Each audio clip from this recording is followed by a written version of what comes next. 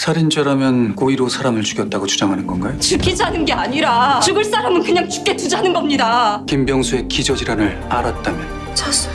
그 무섭다는 대빵 아저씨구나. 무섭게는 안 했는데? 그 약점을 좀 파악해봐. 계획을 좀 앞당겨야겠다.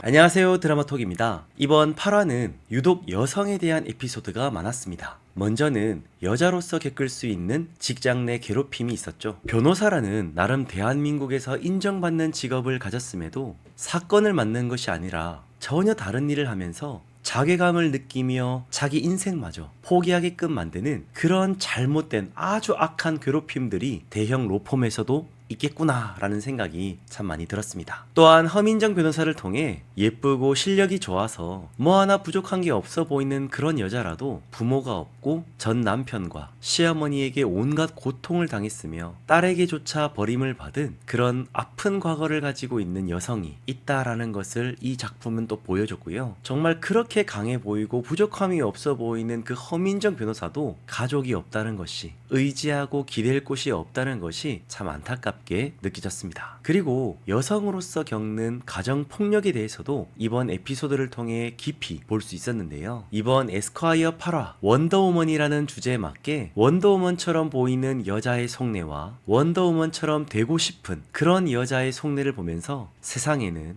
정말 다양한 사람들이 있고 그 사람들만큼이나 정말 다양한 사연들이 있음을 새삼 깨닫게 되는 그런 시간이었습니다. 매번 에스콰이어를 통해서 느끼는 것이지만 정말 부제처럼 진짜 변호사가 되고 싶은 변호사가 치열하게 법적인 근거 아래서 인간다운 변호사가 되려고 몸부림치며 성장하는 모습들을 보여준다는 것이 저는 개인적으로 굉장히 큰 감동이었습니다. 자, 이제 9화 예고편을 한번 분석해 볼게요. 예고편의 시작은 살인에 대한 문제로 윤석훈이 이끄는 송무팀이 누군가와 대화를 하는 것으로 보이는데요. 다음 장면을 보면 남자가 갑자기 비행기 안에서 쓰러졌고 그걸 아내처럼 보이는 여성이 그냥 뭔가 묘한 표정으로 그걸 지켜보고 있는 상황이죠. 그런데 이 다음 장면에서 나오는 이 여성의 말이 좀 강렬한데요. 죽이자는 것이 아니라 죽을 사람은 그냥 죽게 두자는 겁니다 라는 건데요. 즉 직접 살인을 하지는 않았지만 죽어야 할 사람은 자연스럽게 죽일 수 있다는 것을 돌려 말하는 것 같은데요. 이번에도 효민이는 윤석훈과 함께 이 살인 사건에 대해서 재판을 준비하는 것으로 보입니다. 지금 유력한 살인 용의자로 지목된 남자의 아내는 자신이 죽인 것이 아니라는 것을 강조하고 있는 것 같고요. 윤석훈과 강효민은 분명히 아내가 살인범이라는 것을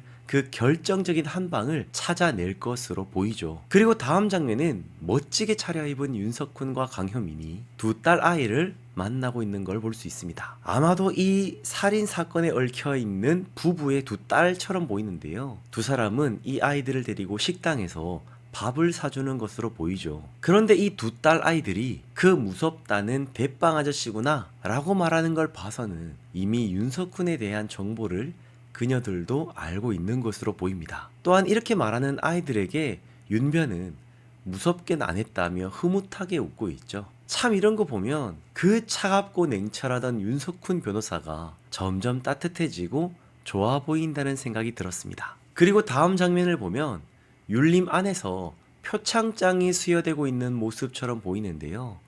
아마도 이건 앞서 나왔던 율림의 새로운 성과 제도에서 우수한 성적을 거둔 사람들에게 그 업적을 치하하면서 진짜 율림이 달라졌다, 바뀌었다라는 것을 좀 대외적으로 보여주려고 하는 장면이 아닐까 싶은데요. 그리고 다음 장면을 보면 신임 대표 권나연 변호사는 누군가와의 대화에서 율림을 정의로운 공간으로 만들겠다고 하는데요. 사실상 전관 예우를 받으며 자리만 차지하고 있는 선배들이나 제대로 하는 것도 없으면서 월급이나 축내는 사람들이나 또 조직 내에 잘못된 행동들을 일삼으면서 도저히 우리 공동체 내에 도움이 되지 않는 그런 사람들을 적절하게 다 쳐내면서 윤석훈이 설계하고 권나연이 추진하는 율림이 침몰하던 배에서 이제는 힘차게 달려나가는 배로 완전히 탈바꿈되고 있는 것을 우리에게 보여주는 것 같습니다. 자, 그런데 이번 예고편의 좀 특이한 점은 이 대표 약점을 좀 파악해봐 라는 말이 나오는데요. 정확하게 이 대표가 누구를 의미하는 것인지 아직은 알 수가 없지만